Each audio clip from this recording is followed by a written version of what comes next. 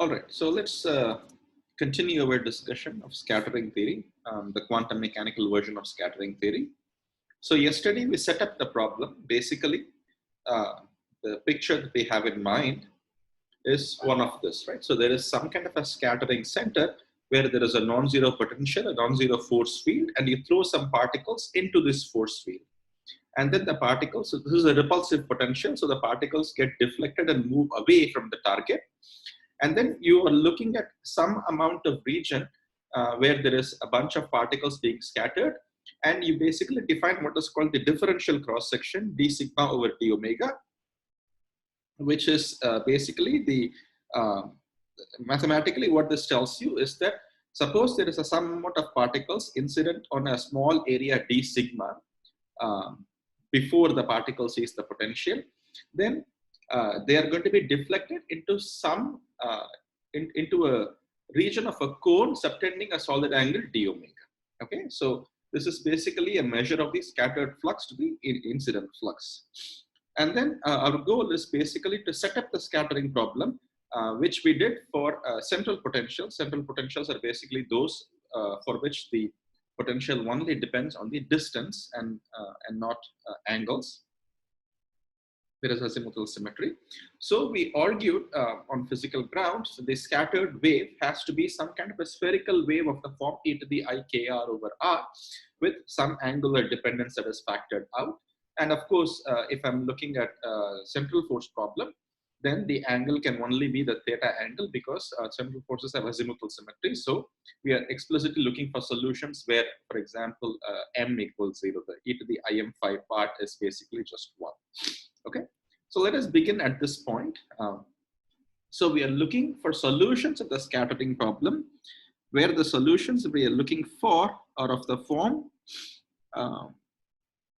e to the ikz plus f of theta e to the ikr over r. Okay, so this is the incident wave, and this is the scattered wave. And notice that I am only interested in the regions far enough away from the scattering. So this solution is only valid asymptotically. Okay, so this is what is called an asymptotic solution. So I'm guessing that the asymptotic form of the wave is something like this. And I will justify why it has to be e to the ikr over r today. Okay, so before that, I want to say a few words about this f of theta, which is called the scattering amplitude.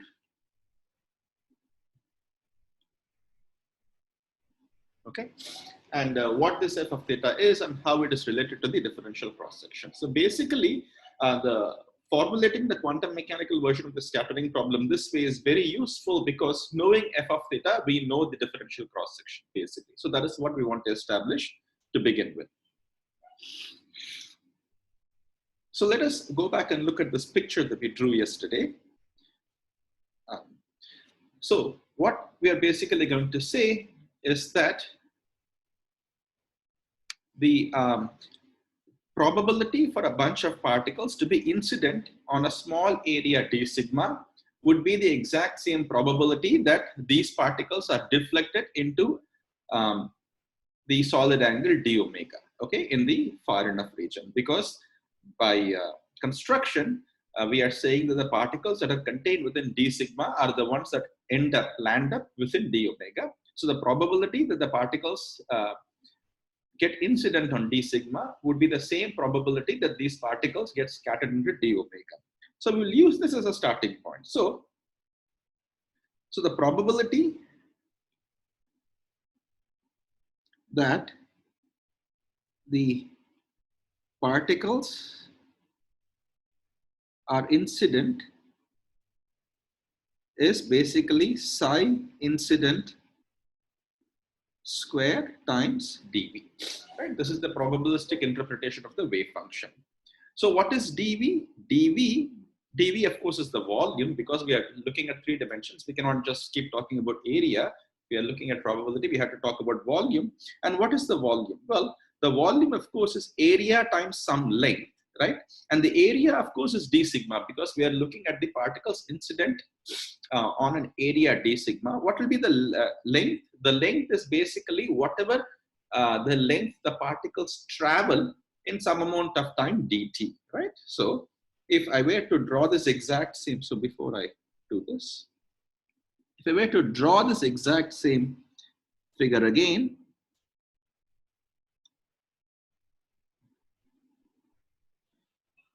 so this is my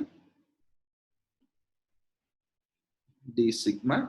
Right now I have to make a small volume out of this, so I'll take this d sigma, I'll place it like this, and then I'll construct a small volume, and this volume dv is basically the area d sigma times the length, whatever this length is in this region. Of course, the length would be v times dt, the velocity of the particles that are being incident on this particular region, times the differential, the small amount of time through which they actually pass this region. Okay, so the probability can be written as psi incident square times dv, and psi incident square is e to the ikz, whose modulus is just 1. So this is basically d sigma times v dt. Okay. And by construction, this is the same probability that the particles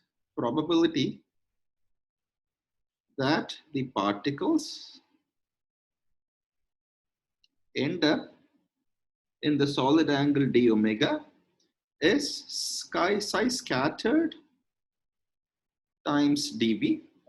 And what is this dv? So remember again, if you go back to this picture, the dv here that we are talking about, so this is not an area, this is the volume subtended by a solid angle d omega. Okay, so this dv that I'm talking about in the scattered region, so again I'll draw that part of the picture again. So you have, this is the area subtended by a solid angle d omega. Of course, the dv here would be an area normal to the surface, so which will be a small amount of length along the theta direction times a small amount of length along the phi direction, right? And this would be in the r cap region. So this would be basically r d theta, that is dl theta. A small step in spherical polar coordinates, a small step along the theta direction is r d theta, a small step along the r direction is dr, and a small step along the phi direction is r sine theta d phi. Okay, so this is basically the volume of this region. Of course, times v dt. So this would be r square sine theta d phi dt times velocity, which I can write as r square v dt. Sine theta d phi is just the solid angle d omega. Okay, so the probability that the particles are scattered in a solid angle d omega is psi scattered times dv. Psi scattered is the absolute modulus of the second part of this solution, f of theta a to the ikr over r. So that is nothing but mod f of theta whole square times r square times this volume r square d omega times v dt. Okay, and by construction, the probability that the particles are scattered into an incident area d sigma is the same probability that they are scattered into the solid angle d omega. So if we equate 1 and 2, I get, so the equation number 1 is v dt times d sigma is the same as f of theta mod square over r square d omega v dt. Okay, and everything cancels out here. The v dt cancels out and the r square cancels out. So this tells you that your differential cross section, which is d sigma over d omega, is basically a measure of the scattering amplitude modulus square. Okay, so the scattering amplitude is of fundamental importance in quantum mechanics because simply calculating the scattering amplitude will tell you exactly what the differential cross section is exactly. Okay, so this is why the scattering amplitude is very important. So this whole exercise now becomes an exercise for solving for the scattering amplitude. So we'll actually establish this. In fact, there is two basic ways in which one can do this. The first one is by employing what are called phase shifts, which is what we will do in the beginning. Okay. Okay. So let us turn to calculation of f of theta. For this, we need to actually set up some angular momentum stuff. So I will start doing that. But before I do that, if there is any questions, please do ask.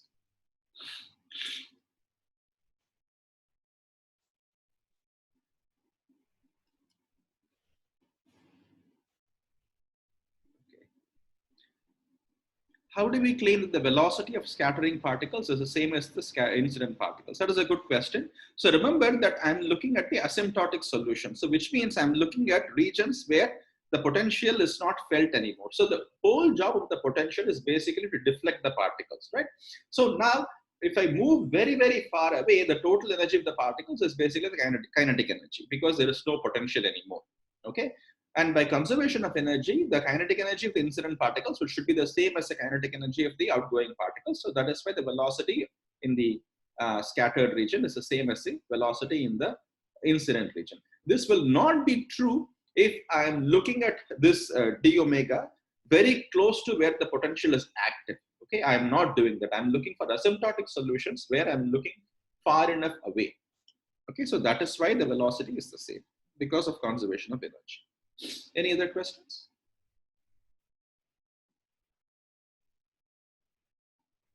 Questions or comments? Okay.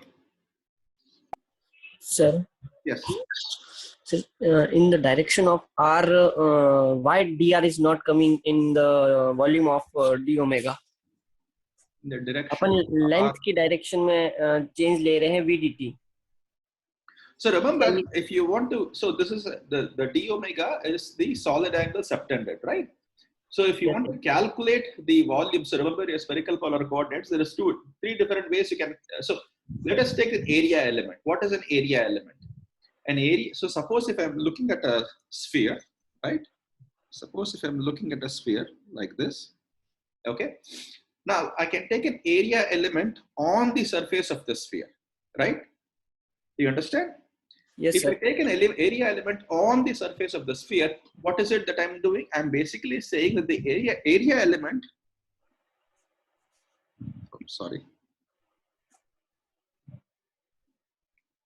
area element on the surface is normal to the normal, or rather is along r cap. Agreed? Yes. Yes. So what will this area element be? This area element would be R square sin dl theta. dl phi r cap. Agreed?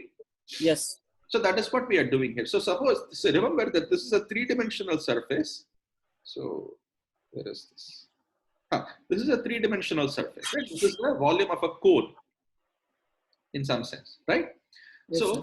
think of so remember we are looking at the area element subtended by this d omega is along the direction of the particles. It is going out, which is exactly the r cap direction, right?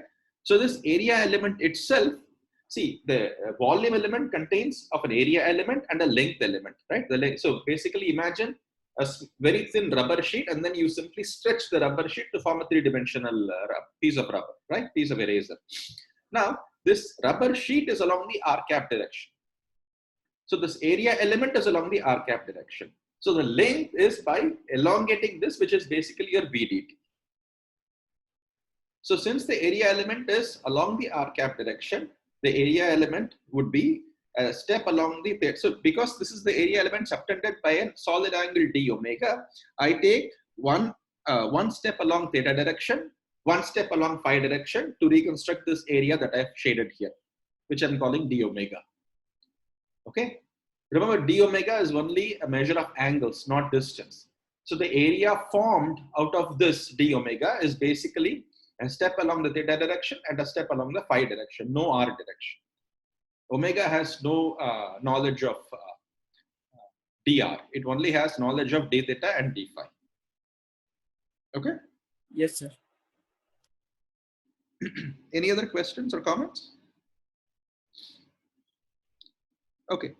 So the rest of what we are going to be doing is basically looking at this form of this wave function and then writing everything in a self-consistent fashion. So I'll explain what this means, but first I'll have to reshare my screen because it is misbehaved.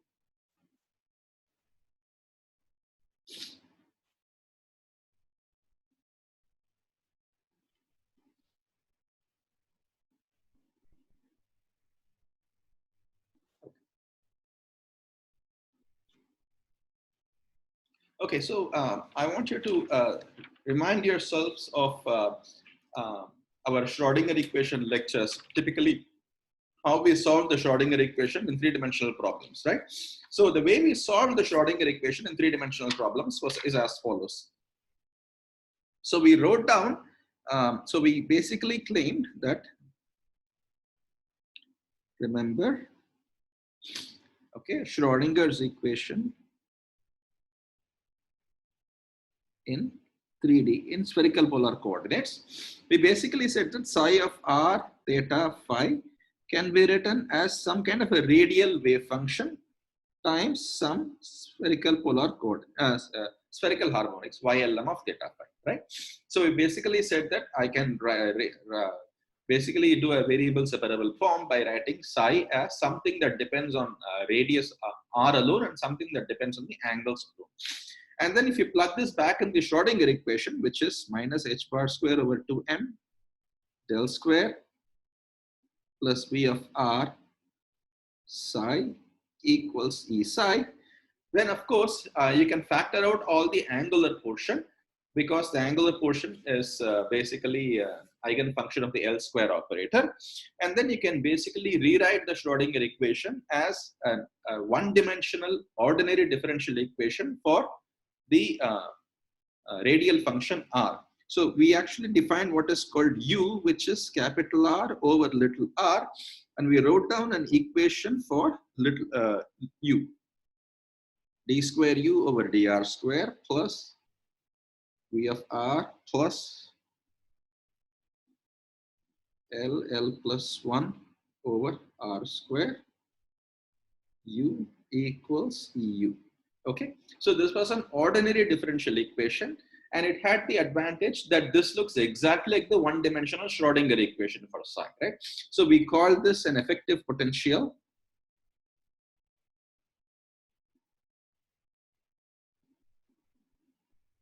Okay, and this was what usually books call as a centrifugal term. Okay.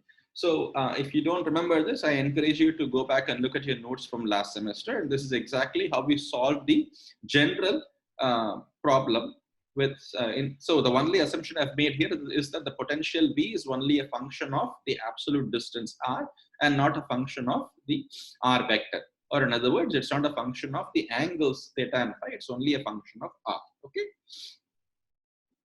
Anyway, so if you simply use this for the problem at hand, what is it that we are looking for? We are looking for solutions in the asymptotic region. So look for solutions at r goes to infinity, for r very, very, very large. Now, if r is very, very large, as we just discussed, the effects of the potential is basically zero because we assume that the potential drops off as r goes to infinity. And the second term in this equation, which is 1 over r square, also drops off as r goes to infinity. So the only thing that I'm left with in this equation is minus h bar square over 2m d square u over dr square is eu, which is basically d square u over dr square is minus k square u, where k square is 2me over h bar square. Now remember that I'm looking for scattering solutions. So E is manifestly greater than 0, right? I'm not looking for bound states. So since E is greater than 0 and K square is necessarily greater than 0, the solutions of this equation is U is A e to the IKR plus EB e to the minus IKR. Okay, and since little u is defined as R over little r, my radial wave function in this case, when I'm looking for solutions for very, very large distances, would look like A e to the IKR over R plus B e to the minus IKR over R. Okay, so this is the general solution of the Schrodinger equation in 3 dimensions for the radial part at distances very, very large, where the effects of the potential energy and the centrifugal term can both be dropped. So this is what is called an outgoing spherical wave, and this is an incoming spherical wave. Okay, so in our case, we have argued based on general principles that since this potential is repulsive and everything is being scattered, things can only move away and not move towards the scattering center because we are looking at a repulsive potential. So only the first part of the solution is physically valid. The second part of the solution is not physically valid. So that is why we look for solutions of the form e to the IKR over R. Of course, this does not fix the angular portion of the solution of the Schrodinger equation, which we are calling some f of theta. Okay, f of theta is what we want to understand. So this is why our ansatz makes physical sense, because we are simply looking for solutions in the asymptotic region. Okay, so having said that, we first need to understand how to deal with this wave function that we have written down. So psi of r comma theta, which we have written down, is e to the, or rather, psi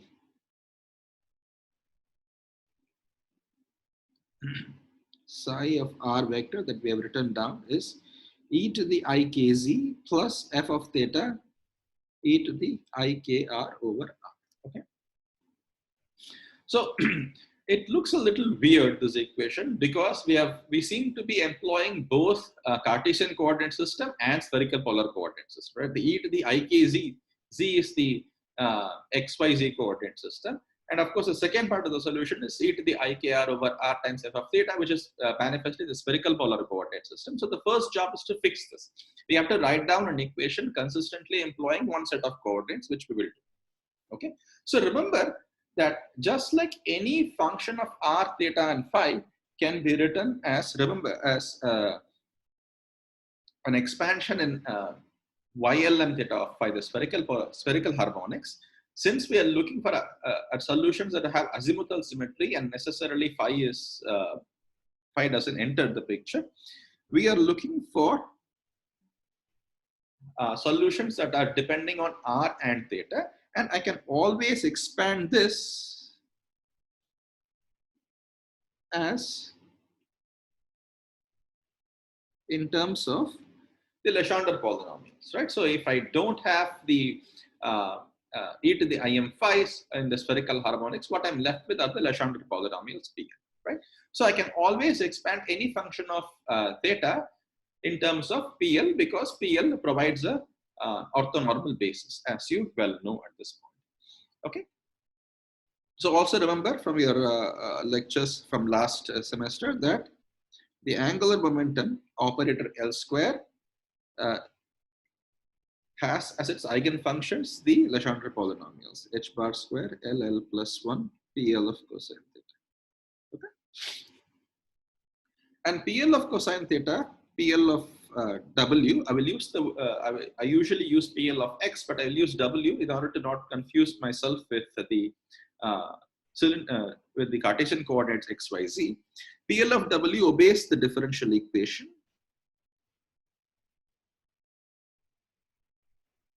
The Legendre equation, ddx ddw 1 minus W square dPL dW plus LL plus 1 PL of W equals 0. Okay, this is a Legendre differential equation, which you can easily solve using the series solution method, but that is not our goal today. Okay.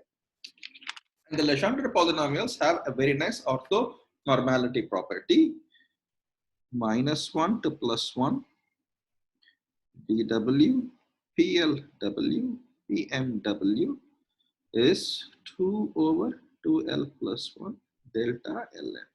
Okay, so this is something that will be important, and we will come back to this often. All right. So this is about your Legendre polynomials. So remember that any function of theta can be expressed as a series in PL of cosine theta. So let's look at the incident wave. What is the incident wave? The incident wave is e to the ikz. E to the ikz, which in spherical polar coordinates I can write as e to the ikr cosine theta. Okay. So since this is a function of theta, I can always express this as a linear combination of PL of cosine theta. So I'll call k times r some rho for brevity. So I'm going to write e to the I rho cosine theta as a linear combination of UL of rho PL of cosine theta. Okay. Now the 2L plus 1. So basically I'm writing this as some coefficients times the basis. Okay. And I'm also putting in a factor of 2L plus 1. 2L plus 1 is absolutely not necessary, but will help me because the orthonormality property also has a 2 over 2L plus 1. So I might be able to cancel off factors of 2L plus 1. Otherwise, I'll have to take in factors of 2L plus 1, which is not wrong, but this just makes it convenient for me mathematically. That is why I'm putting a 2L plus 1 in this expansion. So basically, this is writing a function as a series, a sum of coefficients times the basis functions. Okay, the basis functions here are eigenfunctions of the angular momentum operator. So remember that this is another way you can look at this expression. The left hand side is e to the ikz. E to the ikz is an eigenfunction of the linear momentum operator. The right hand side is a series with PL of cosine theta. PL of cosine theta are of course the eigenfunctions of the angular momentum operator. So you're basically writing the eigenfunctions of the linear momentum as a sum of eigenfunctions of the angular momentum. And this is always possible because, as you well know, you can always express one basis in terms of a linear combination of another basis. So this is basically, in a very broad sense, basis transformation. Okay. All right. So our job is to basically figure out what these expansion coefficients are. So instead of carrying factors of cosine theta always, I will simply let cosine theta equal to W, and I will rewrite this expression as e to the I rho W equals L equals 0 to whatever 2L plus 1 UL of rho. So please pay attention in case my handwriting is not clear. The U has is a function of rho, and it has a suffix L. Okay, so that is basically the angular momentum. So for each L, the coefficient will be different, obviously. PL of W. Okay. Now, how will I figure out what the ULs are? By basically exploiting the orthonormality of the PLW. So I'll multiply both sides of this by a PMW, EI rho PMW equals L equals 0 to infinity 2L plus 1 PLW PMW. And now we'll integrate both sides with respect to W from -1 to 1. So -1 to +1 e to the I rho dW equals 2L plus 1 UL rho. Remember that I'm only integrating with respect to W. So the only W dependence comes from the PL. So this is -1 to +1 dW PLM PL, sorry.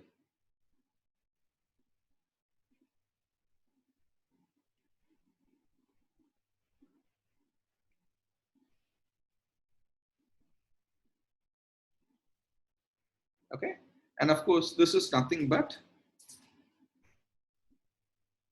2 over 2L plus 1 delta Lm. So the right hand side of this equation can, so this is why the 2L plus 1 was put in as part of the expansion, because the 2L plus 1 neatly cancels with the orthonormality property of the Legendre polynomial. So the right hand side is basically sum over L UL rho 2 delta Lm.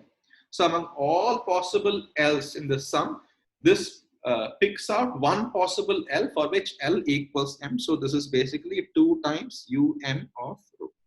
So this gives me a formula for the expansion coefficients. The expansion coefficients can thus be written as UL rho equals 1/2 -1 to +1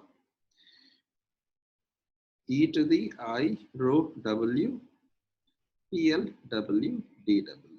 Okay.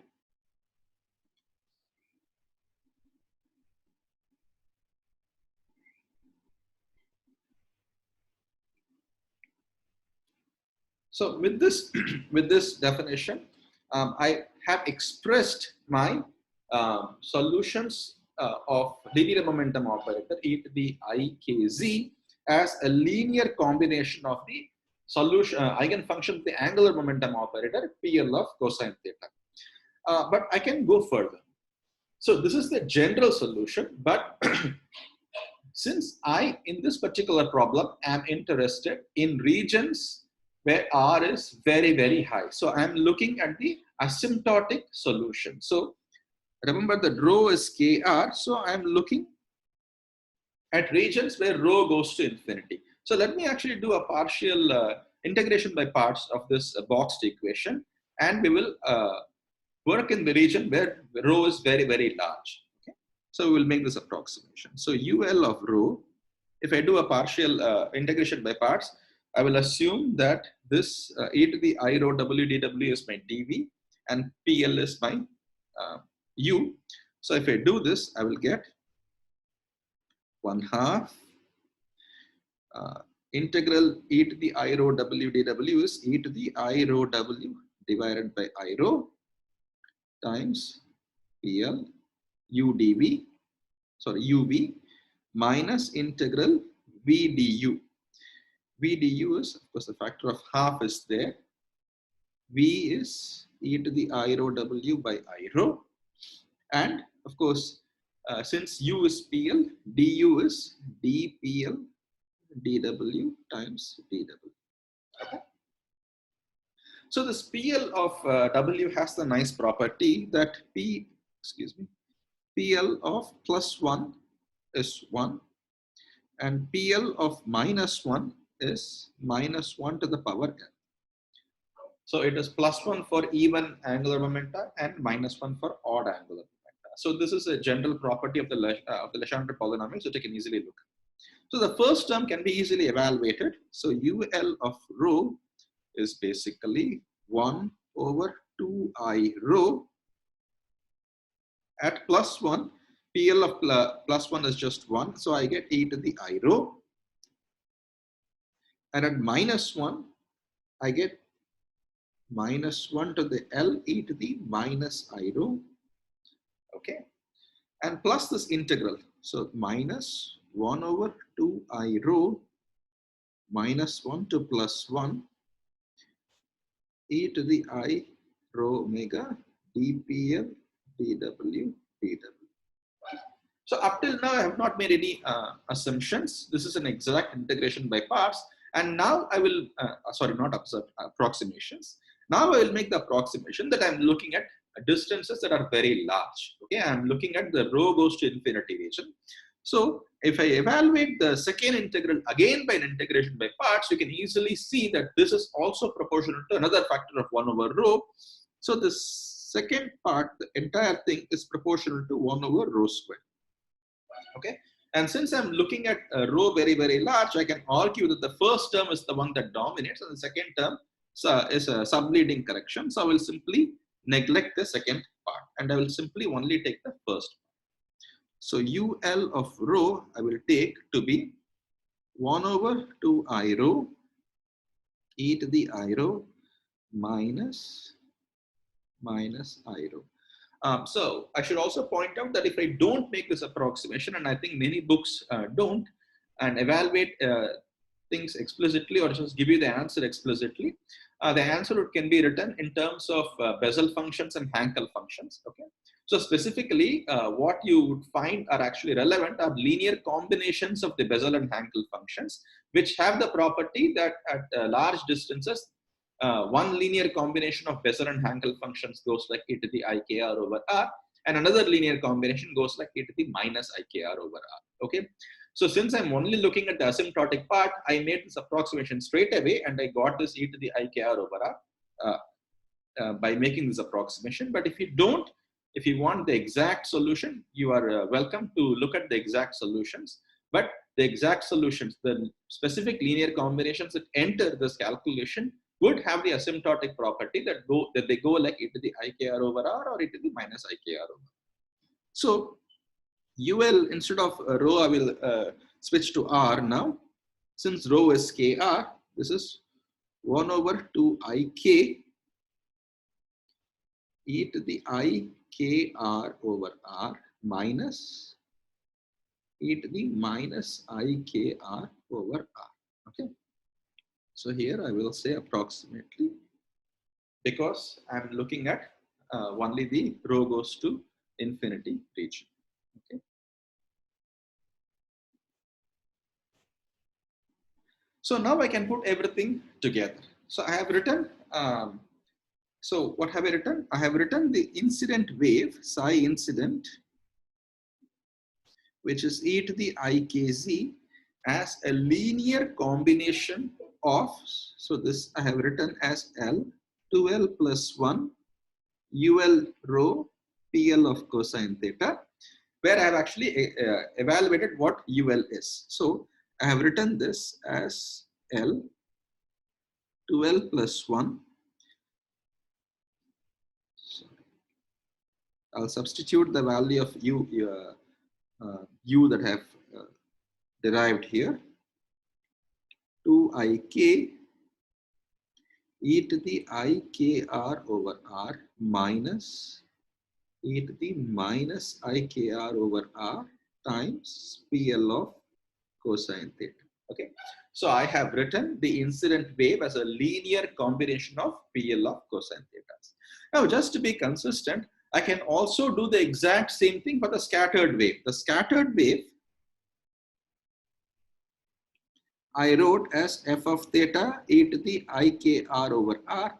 But since f of theta is some function of theta, I can also write f of theta as a linear combination of the PL of cosine theta. So I will actually do this again, and I will write this f of theta as L equals 0 to infinity.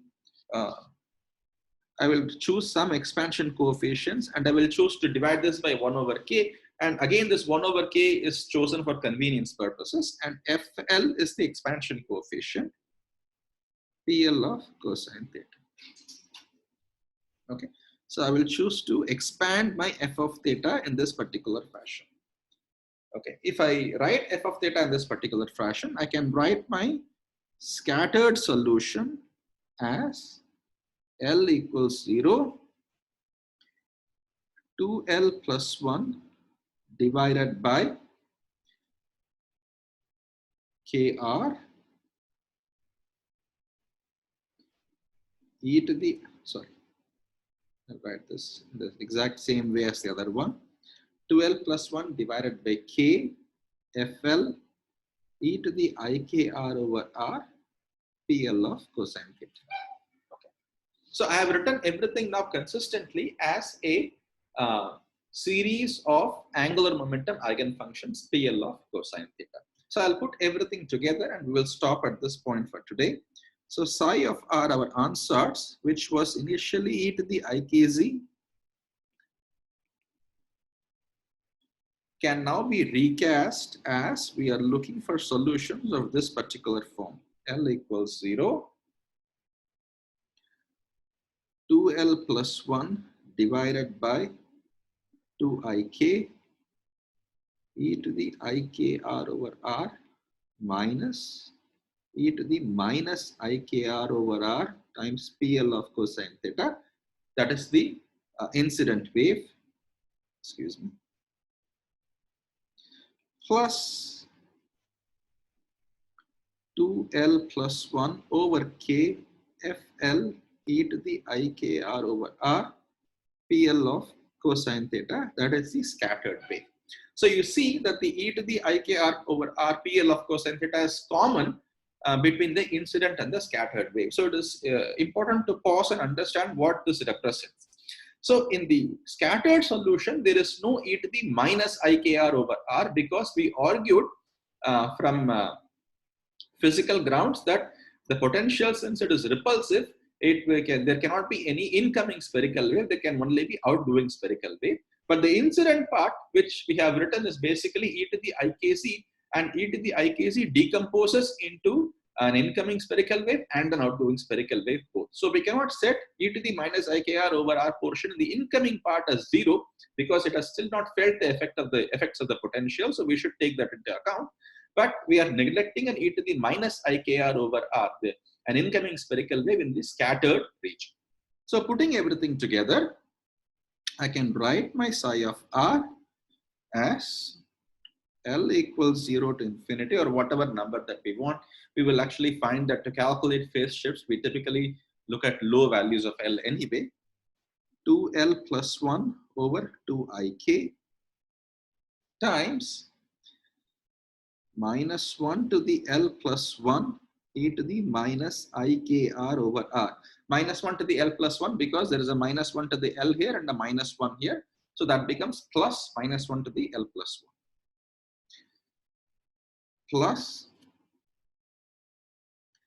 1 plus 2IFL e to the minus IKR, plus IKR over R.